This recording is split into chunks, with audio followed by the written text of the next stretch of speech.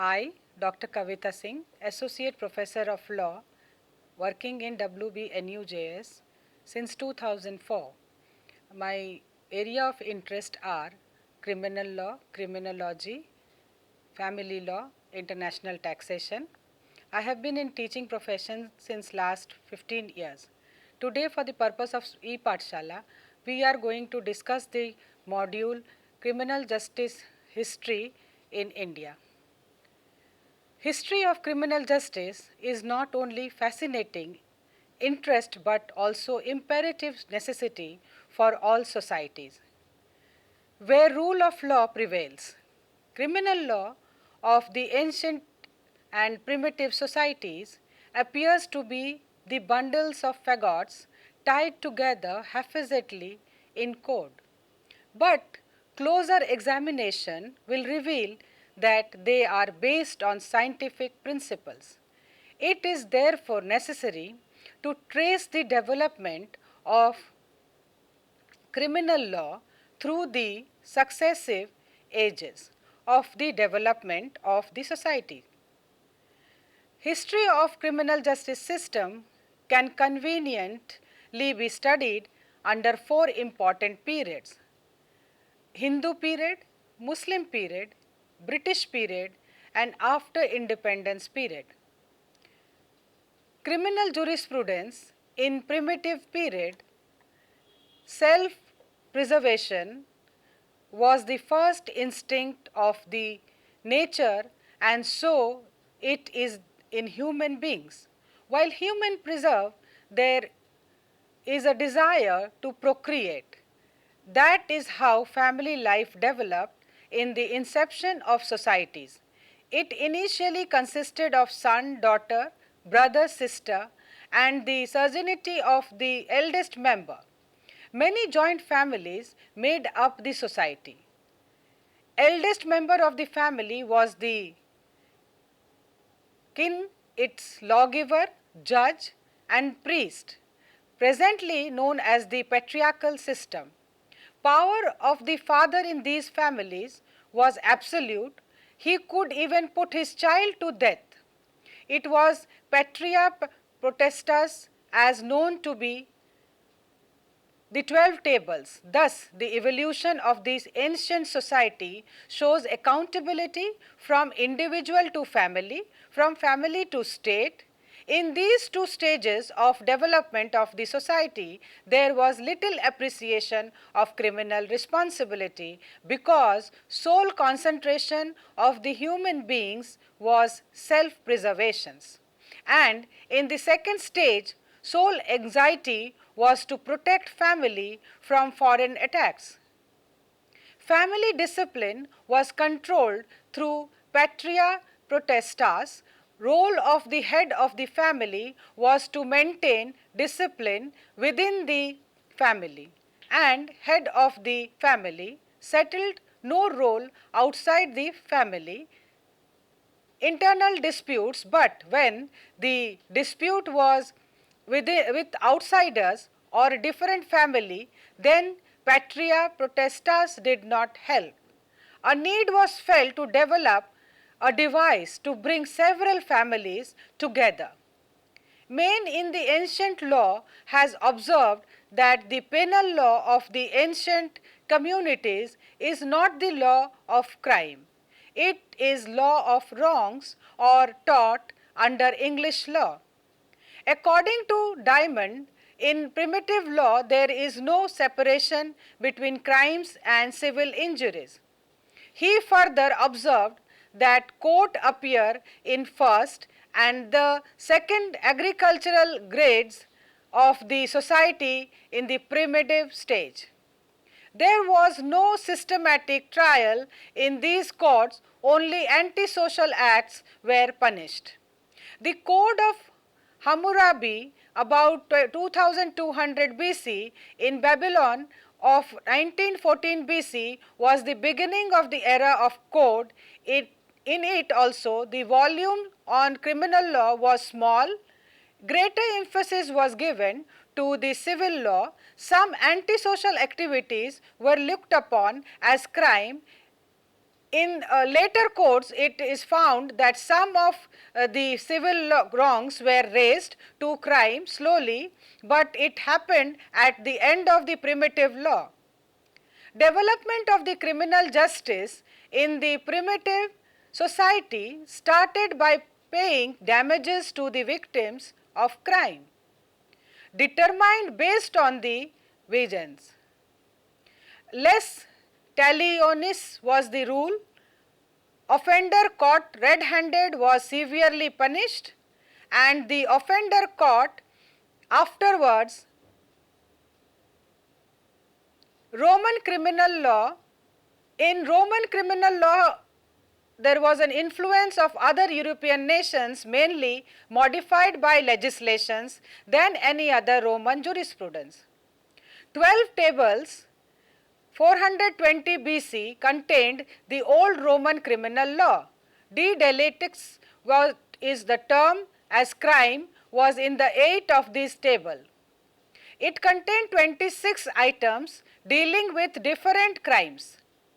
Originally, criminal jurisdiction was vested in comitia centuriata or tributa, and some of the Senate comitia centuriata empowered to give death penalty. Comitia tributa was empowered to give penalty of banishment, and the Senate in any case would not award death penalty. The comitia and the Senate exercise their power in important cases. In other cases, they would delegate it to the quaestors or the commissioners. They were who were appointed for class of cases which later on became permanent commissions. Digest and ninth book of the Theodosian Code are collection of volumes of law that the emperor enacted. In the development of English criminal law, it was impossible to trace from the very beginning the origin of the doctrine of a king's peace with a right on the part of the sovereign to control the prosecution in the place of a revengeful private prosecutor taking the matter of punishment into his own hands, was far distant from our own day. Criminal justice as now known has been slowly evolved from the various substitutes for private war. Among all the northern tribes, the gratification of private revenge was one of the strongest passions. Families and clans were bound by particular laws for honor to resent affront or injuries offered to any of their members. Retaliation naturally led to bloody feuds, and although the dread of the private vengeance acted at times as a partial restraint upon crimes of violence, yet the general condition was one of the social anarchy. Procedures of trial. Procedures of trial was divided into two stages of criminal trial, and they were acquisitions and trial. Acquisitions could be brought by aggrieved party. The second stage was that the accused would plea that he paid the thief guilt or not. If he had not paid, then he would be given time within which he has to clear himself either by compurgation to pay or by ordeal. Compurgation was the examination of witnesses to prove innocence. The case was disposed of only after the accused performing ordeal. If the ordeal failed, the accused was convicted and had to pay compensation to the injured party and fine to the king and to find surety for his good behavior. On the second conviction, he was either put to death or mutilated. William the Conqueror introduced reforms in criminal justice administration, established of King's Court by Parliament was continuing step followed by Supreme Court of Justice. 10. Supreme Board of Revenue and Administration. Curia Regis exercised the original jurisdiction. Inquest institution was set up and its role was to simply make inquiry regarding the certain offences and give report to King's Court. Examples of ordeals: handling pound weight of red hot iron or putting his hand up to wrist in boiling water, trial by jury, difficult to trace history. But there were two types of jury trial. Firstly, petty jury trial, and secondly, grand jury trial. Initially, they were official witnesses. Later on, they were delegated the power of inquiries and inquest, and then they were examined as witnesses. Accusations were made by grand jury, then they were put on trial by the ordeal. Ordeals were abolished in 1215. Every accusations were sent to grand jury. Trial by battle. Trial by battle, William the Conqueror introduced trial by battle. It was a system of private war organized and reduced to a system. It was also known as appeal. Appeals of terrisons were brought in Parliament until abolished in 1399. Then the parliamentary impeachment replaced. Appeals of theft and rape fell into disguise after some times, but appeals of murder disappeared only after 1819. The procedure of appeal through trial by battle was technical, became outlawed. All staged before the justice who supervised the battle. Considering it to be regarded as a barbarous practice, it was abolished in 1819. Now we come down to history of criminal law in India. Starting from Aryan settlement in ancient India as peaceful peasants, it was a society which had developed its own institutions and adopted supportable government and ethics. Law developed naturally, including criminal law. Hindu law of punishments was given more importance than that of compensation. In ancient period, medieval period, modern period, if we look into ancient period, scientific principles were based on punishments. Dharma or the rule of law, righteous conducts were evolved as a solution to this eternal problem, arising out of natural instinct of man. Every act contrary to dharma in its widest sense was a sin. According to Manu, a king who failed to punish his wrongdoers, who deserves punishments, became infamous and ultimately doomed to hell. According to Manu, dark qualities of man brings about the concept of pataka or sin, prevalent in the ancient society. Arthashastra, Manu Smriti and Yajnavalkya Smriti are the three leading codes of ancient India. Manu Smriti provide for appointment of an officer by the king to apprehend violators of the criminal law. Main offences according to Manu were the assault and battery, defamation, theft, robbery and other violence, including adultery and gambling. Later on, Manu makes addition of cheating, trespass, fornication to the list of offences. He not only defines these offences but also elaborates and gives differences between them. Manu lays certain rules which were more or less same in the lines of general exceptions, laying down principles of non-immutability, He declared anything undone under pressure or compulsion, force or fraud as invalid. Law relating to right to private defense was not only fully developed but also analogous to our modern Indian Penal Code. Defense of insanity, infancy, or intoxication could be pleaded by the accused. De minimis non curate lex was known to them. Principles for punishment. Punishments protects dharma, artha and kama, the law and the lawful wealth and the lawful desire of human being, and hence it is called trivar garpa. Punishment, that is danda, were based on scientific principles. The power vested in the king to punish the person found guilty of an offense and has been praised in the Dharma Shastras as a great gift given to mankind.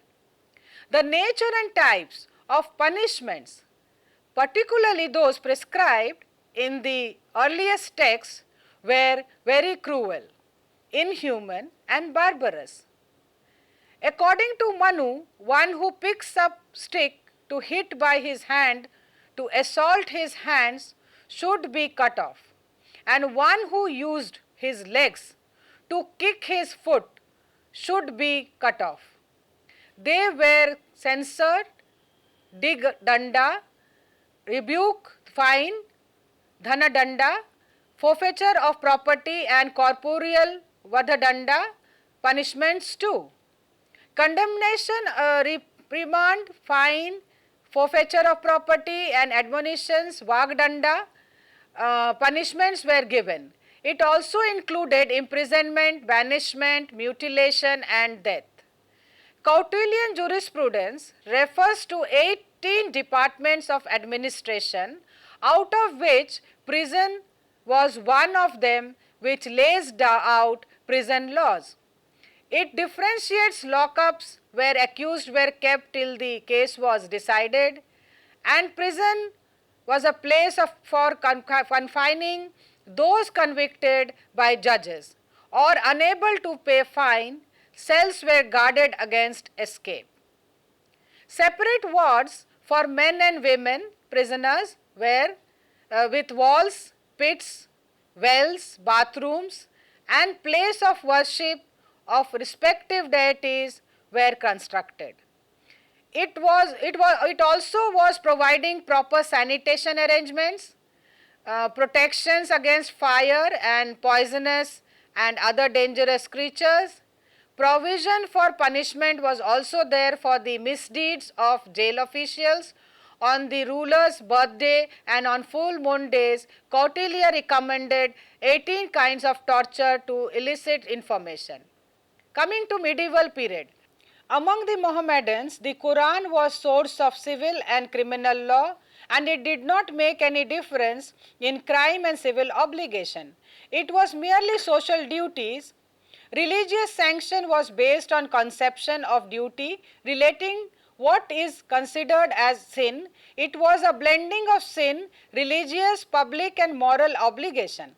Development of Muslim law took place through the hadiths, the sayings of the Prophet, ijma, that is analogical deduction from the text laid down in Quran, and lastly the qiyas, viewed of the learned scholars. Human beings had to follow only the rules of procedure for enforcement of substantive law and apply it in individual cases. Quran laid down substantive law. Ain-e-Akbari gave the broader idea of the judicial procedure during the Mughal period. Akbar's reign, sole duty of the king was to receive complaints and administer justice, as it was not possible for him to hear every complaint, and so he could delegate his power to another. This delegation must not be satisfied with witnesses and oath, but diligent investigation, as it was difficult to arrive at truth without painful search and minutely inquired. As this work required expertise, it was delegated to Qazi. He would try findings and cause commission of offense and minutely inquiry the case, investigating the matter and bring before Mir Abdul, who was the who would then pass the sentence and order of punishment. Office of Qazi and Mir Abdul was hereditary. According to Akbar, consolidation and conciliation never improved the system which they found hallowed by the dust of the distant past. Muslim leaders could not tolerate and accept Hindu legal system.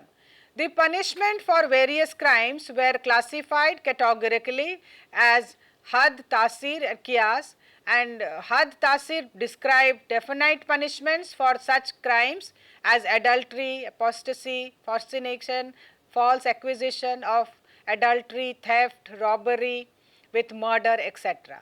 Tasir means censoring and was a corrective doctrine that that the punishment was awarded with the view to reform the culprit. All were not equally under this category of crime, and punishment varied according to the social status of the accused. Men of high rank were left with warning. Merchants were sent to prison and common people were punished with strokes. Qiyas means retaliation.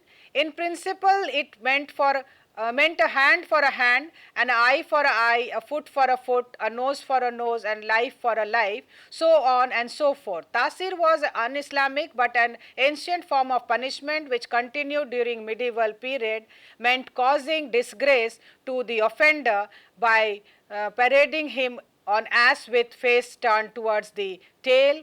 There are numerous instances of such offenders being trampled to death by elephant or bitten to death by cobra. Torture of various kinds were employed to elicit confession. Now we come down to British period. The Charter of 1600 established the English East India Company in India. The Charter of 1661 declared that the English and the Indian governed by the company came under the jurisdiction of company. From the period ranging from 1661 to 1726, law of equity and justice with conformity with the law of England were followed. Britishers maintained status quo in the matter of criminal and civil jurisdiction and their administration, but soon realized that criminal law was highly defective. In cases of sexual offences, the testimony of 4 men who must be eyewitnesses to the fact and of ascertaining done credits were required to be produced. It was impossible to have eyewitnesses in sexual offences, as these crimes were committed in isolated places. Criminal justice administration during the Mughals were under the authority known as Nizamat, and civil revenue justice were in authority known as Diwani. In Calcutta, the judicial system was based on company's authority exercised through a zamindar.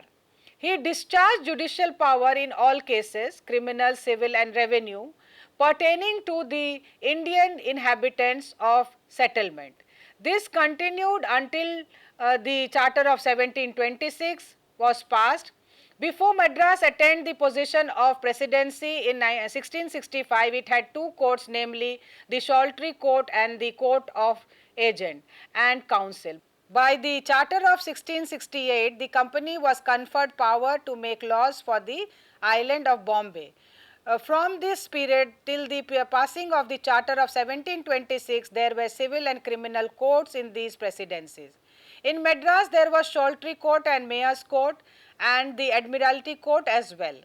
On the other hand, in Bombay before 1726, judicial systems were not stable and kept changing. Earlier, there were courts like the Court of Judicature 1672, which dealt with civil and criminal cases and matters of probates and testaments, and a court of conscience to decide petty cases.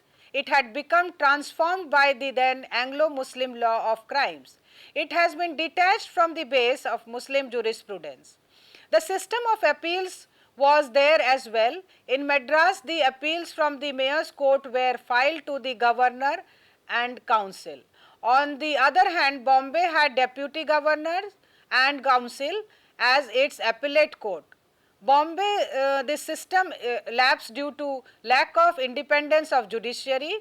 In the following judicial system of Bombay, an Admiralty Court was established with a judge advocate as its head.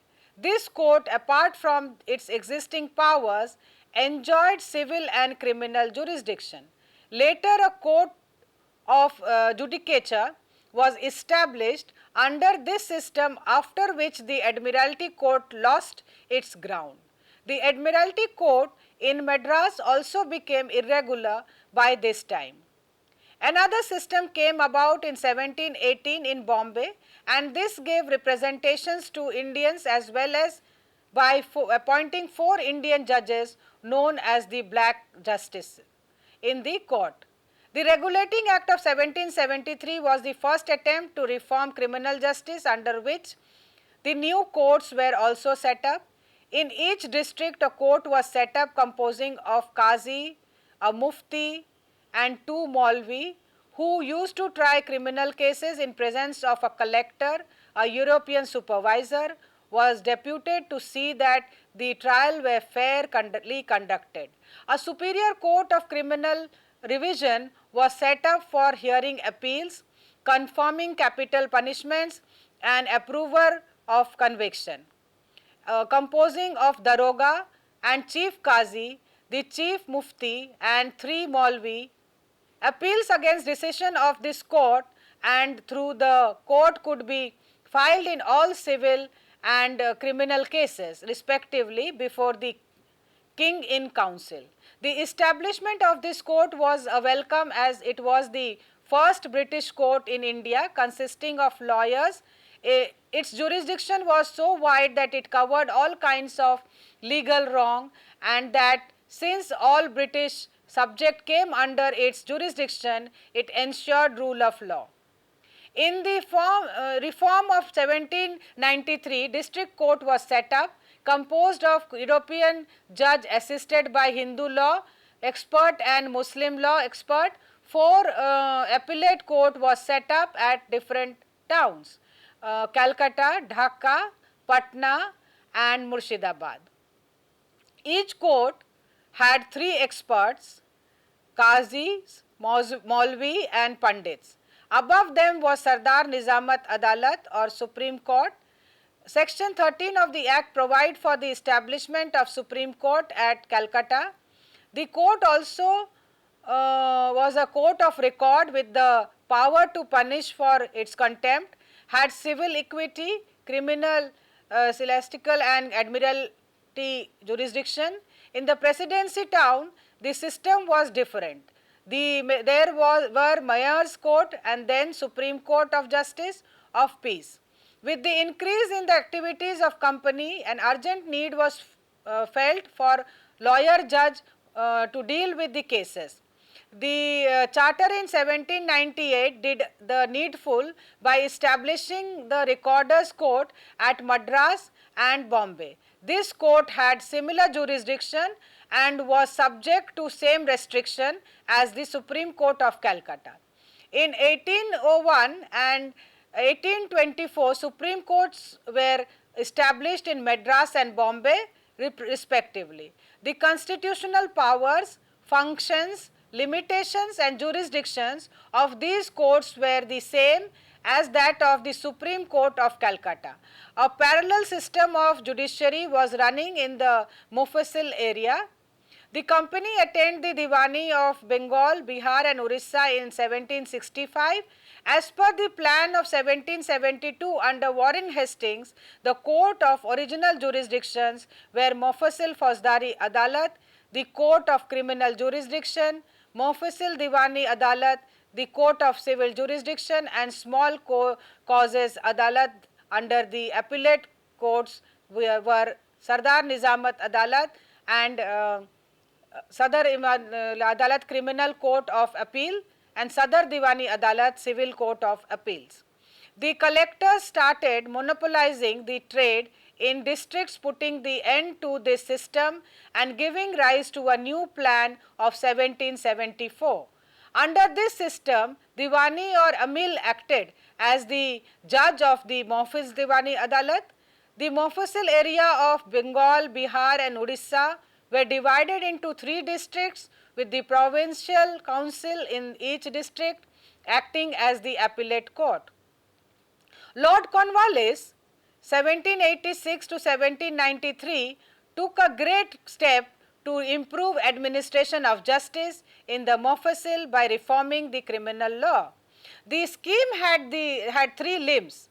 At the lowest were the magistrates in the districts, then the courts of circuit and ultimately the Sadar Nizamat Adalat at Calcutta, initially at Murshidabad.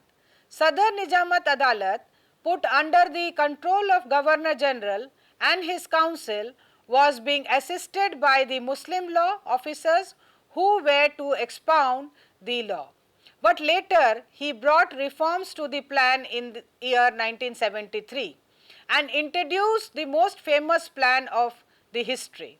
According to this plan, the Supreme Court was divested of all its power except for the power of appeal, and the collector was to be given civil as well as revenue cases. Executive was estranged from judiciary in its entirety. He introduced professional lawyers or vakil in courts to appear on behalf of the parties to contest their case in order to increase efficiency. The subsequent charters, high courts were formed, and Allahabad High Court came up in 1875, Patna 1912, Lahore 1865, etc. Pre-independence period, the year 1861 also constituted a conspicuous landmark in the process of development of legal and judicial institutions in India. It was during this year that the steps were taken to establish high courts at Calcutta, Madras and Bombay. These high courts were not only better instruments of justice than the preceding courts, but also represented the amalgamation of the hitherto existing two disparate and distinct judicial systems: the Company's Court in the province of Bengal, Bombay, Madras, and three Supreme Courts established by the Royal Charter in the Presidency town. The High Court enjoyed the same power over all persons and estates. It had ordinary, original and appellate and extra original jurisdiction in civil cases, where extraordinary and appellant jurisdiction in criminal cases. Establishment of Indian High Courts Act 1861. After the mutiny of 1857, the Company's government came to an end and administration of justice was placed in the hands of the Crown through the Secretary of State for India. For this purpose, the Indian Council Act 1861 and 1892 were passed, but these acts were not enough to satisfy the growth and organized demand for self-government by the Congress. Thus came about the Morley Minto reforms in 1909, with its most important aspect being the increase of the representative element in the Legislative Council and the extension of their powers.